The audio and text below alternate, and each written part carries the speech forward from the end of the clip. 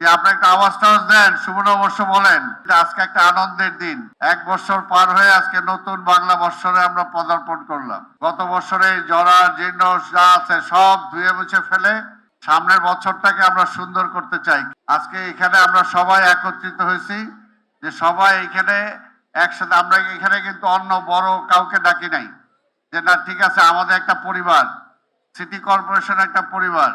আমরা এই পরিবাররা আজকে নতুন বর্ষবরণটা আমরা নিজেরা বরণ করব, নিজেরা উদযাপন করব, এবং সব কিছু ভুলে যে আগামী নতুন বর্ষটা যাতে সুন্দর উদ্দীপনায়, নতুন উদ্দীপনায় আমরা কাজ করতে পারি, সেটার জন্যই আজকে এখানে আমরা একত্রিত হয়েছি। আজকে আমরা নতুন প্রাণ খুলে আসবো, গাইবো, খাবো, একসাথে থাকবো। তারপর আবার আগামীকাল থেকে যার যার কাজ, আগামীকাল মানে আমাদের কাজ এর মধ্যেও চলবে।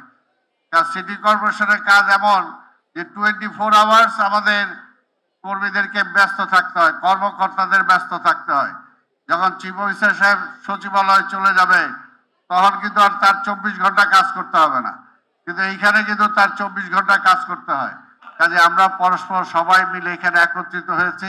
আজকের এই দিনটা আমরা উদযাপন করব, এবং সবচেয়ে বড় কথা, গত 1 বছরে যা আমাদের ভুল ত্রুটি হয়েছে সেগুলোকে ভুলে যাব।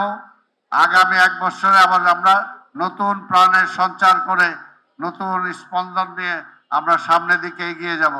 এটাই হলো আজকের পয়লা বৈশাখের আমাদের শিক্ষা, আমাদের শপথ। এটাই হোক যে আজকে নতুন দিনে নতুন সরকার আসছে, একটা বহুদিন পর একটা নির্বাচিত সরকার আসছে।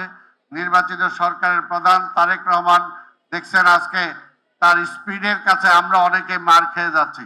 আজকে এখন আমাদের শুক্র শনিবারও অফিস করতে হয় ওনার জন্য, কারণ প্রধানমন্ত্রী যদি করে আমরা তো না এসে পারি না।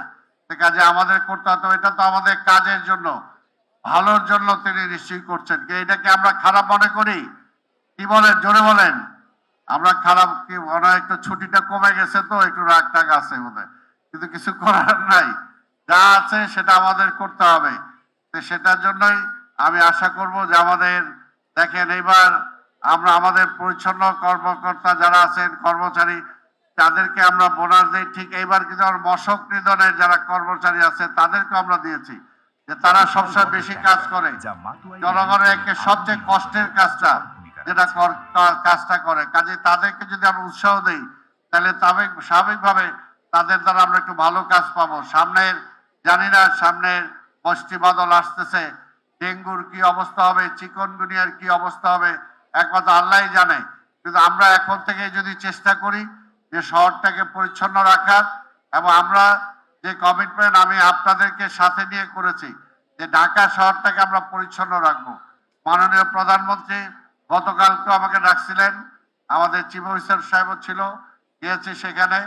আজকে তিনি চান যে আজকে ক্লিন সিটি, গ্রিন সিটি হবে। আজকে হকারদেরকে আমরা উচ্ছেদ করেছি, কিন্তু তাদেরকেও কিভাবে পুনর্বাসন কিভাবে করা যায় সেটাও কিন্তু তিনি চিন্তা করছেন। আর একটা আমার জন্য দোয়া করবেন, যেহেতু আমাকে দায়িত্ব দিয়ে এখানে পাঠিয়েছে। অনেক সময় অনেক কথা হয়তো একটু হার্ডলি বলতে হয়, অনেক সময় হয়তো আপনাদের মনের ভালো কাজটা হয়তো, ভালো কথাটা হয়তো আমার মুখ দিয়ে আসেও না অনেক সময়।